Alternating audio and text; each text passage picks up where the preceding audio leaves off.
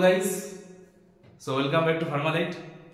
আজকের টপিকটা হচ্ছে আগের দিন যেখানে শেষ হয়েছে তোমরা দেখেছো। আগের দিন আমাদের ডি ফার্মের ফার্স্ট ইয়ারের ড্রাগস অ্যাক্টিং অন সিএনএস মানে সেন্ট্রাল নার্ভাস সিস্টেমের উপর যে ড্রাগগুলো কাজ করে সেগুলো নিয়ে ডিসকাস হয়েছিল। তাই আমি বলেছিলাম যে ওইটা স্টিমুলেন্টস পর্যন্ত হয়েছিল, স্টিমুলেন্টসের ডেফিনেশন আমি দিয়েছিলাম।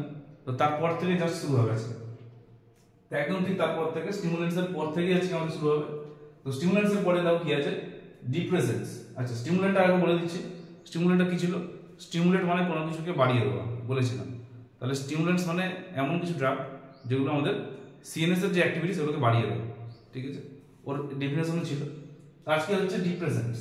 তো প্রথম কথা হচ্ছে ডিপ্রেস মানে কি?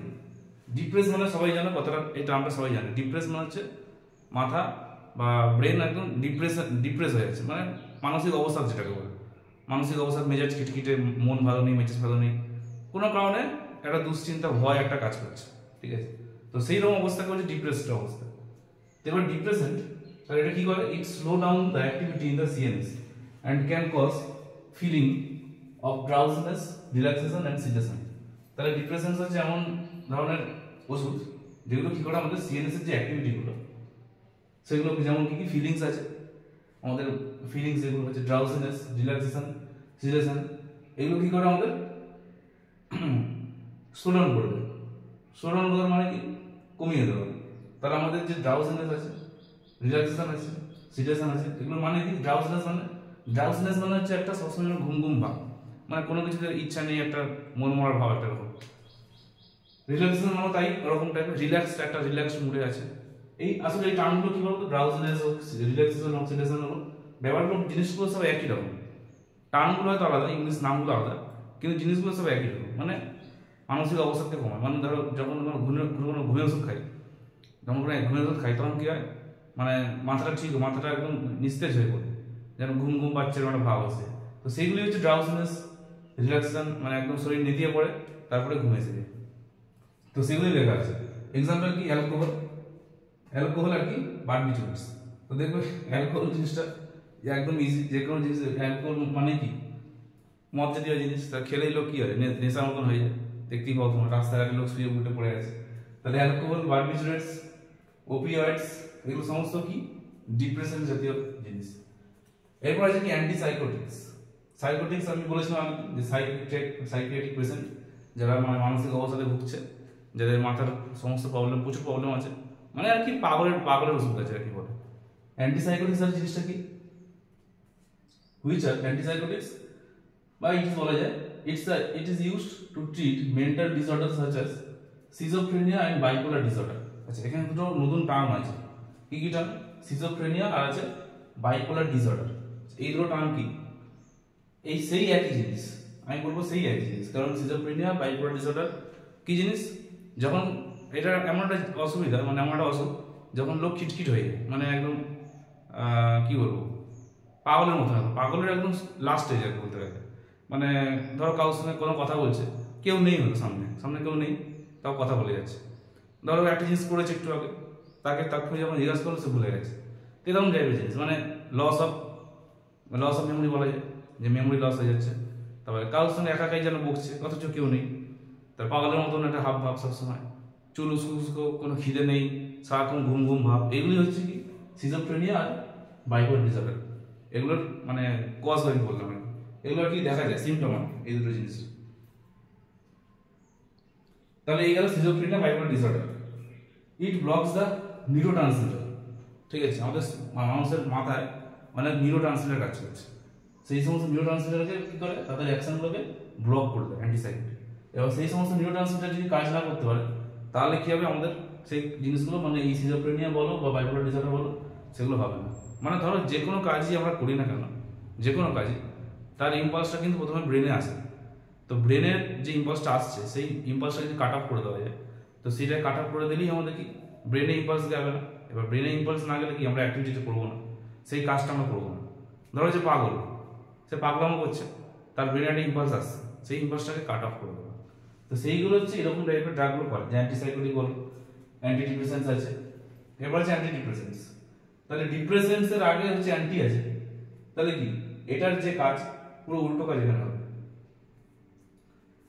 তাহলে এটা কি করে, এটা স্লো ডাউন করে দেয় অ্যাক্টিভিটি ইন দ্য সিএনএস। আর এটা কি করে, which are use to treat the depression, মানে ডিপ্রেশনকে কমায়। এটা ডিপ্রেশন মানে হচ্ছে এটা ডিপ্রেশনে চলে যায়, মানুষ ডিপ্রেশনে চলে গেছে, ডিপ্রেশনে চলে গেলে সেখানে ড্রাউজিনেস হবে, রিল্যাক্সেশন হবে, সিডেশন হবে। আর এখানে কি হবে, অ্যান্টি ডিপ্রেশনস, তাহলে ডিপ্রেশনসের উল্টো কাজ করবে। তাহলে এরা কি করবে, ডিপ্রেশন এই জাতীয় ওষুধগুলো কি করে আমাদের ডিপ্রেশনটাকে কমিয়ে দেয়। তাহলে which are use to treat depression, depression কমায়। It works by increasing the levels of certain neurotransmitter. এখানে দেখো কি বলেছিল, এরা ব্লক করে দেয়, নিউরোট্রান্সমিটারের অ্যাকশনটাকে ব্লক করে দেয়।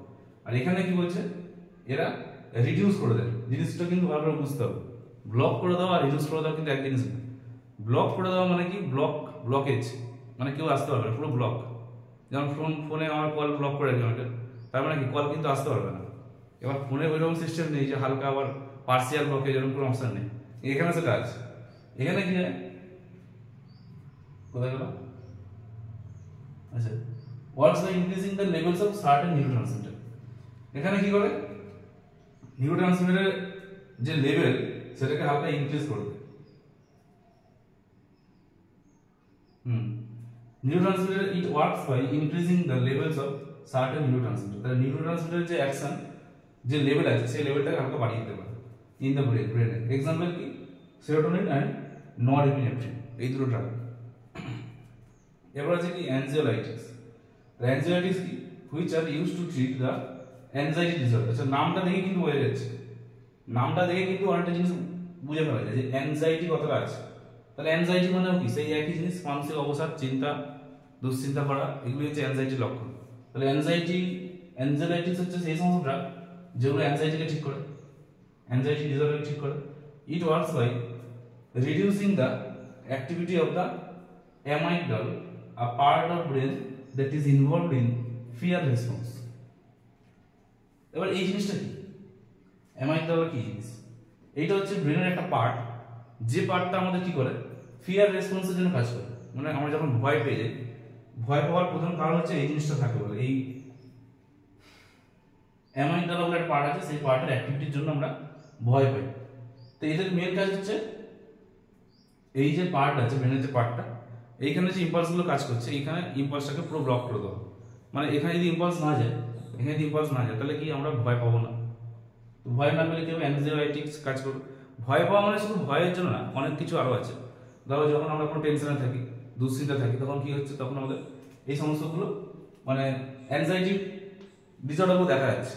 যে অ্যাংজাইটি মানসিক একটা অবস্থা, সবসময় চিন্তা ভাব, কি হবে না হবে, এগুলো একটা চিন্তিত কোনো একটা, মানে মনটা একদম ঠিক নেই, মনটা একদম ডিপ্রেসড হয়ে গেছে, অ্যাংজাইটিতে ভুগছে।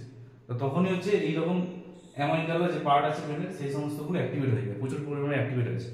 তো সেইগুলোকে ডিপ্রেস করার জন্য আমাদের এই ধরনের ক্লাসের ড্রাগগুলো খেতে হবে। তখন তাহলে অ্যানজাইটি হচ্ছে সেই সমস্ত ড্রাগ যেটা ব্রেনের এইখানের পার্টে কাজ করে অ্যামাইগডালার উপরে, এবার সেটার অ্যানজাইটি কমিয়ে দেয়।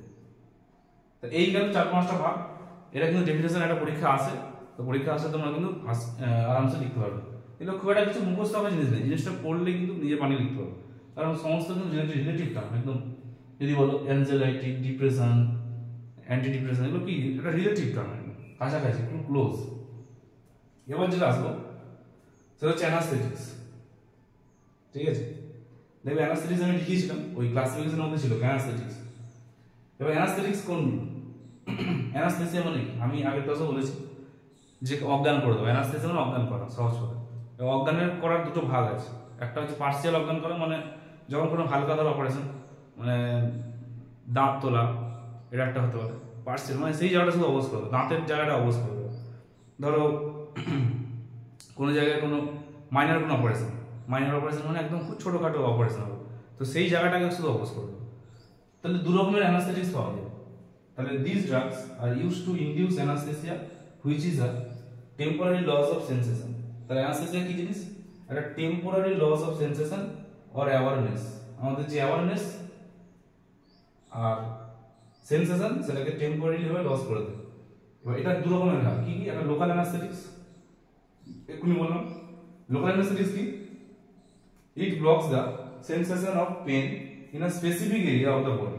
যেটা বললাম একটু, যে কোনো স্পেসিফিক এরিয়াতে, ধরো হাতে অপারেশন হবে একটা, ধরো হাতের একটা ছোট পার্ট, ধরো হাতকে অপারেশন করে ঠিক করতে হবে, হাতটা ভেঙে গেছে, হাতকে অপারেশন হবে, তো শুধু হাতের জায়গাটা কিন্তু মানে অ্যানাস্থেসিয়া হবে, পুরো শরীরে কিন্তু হবে।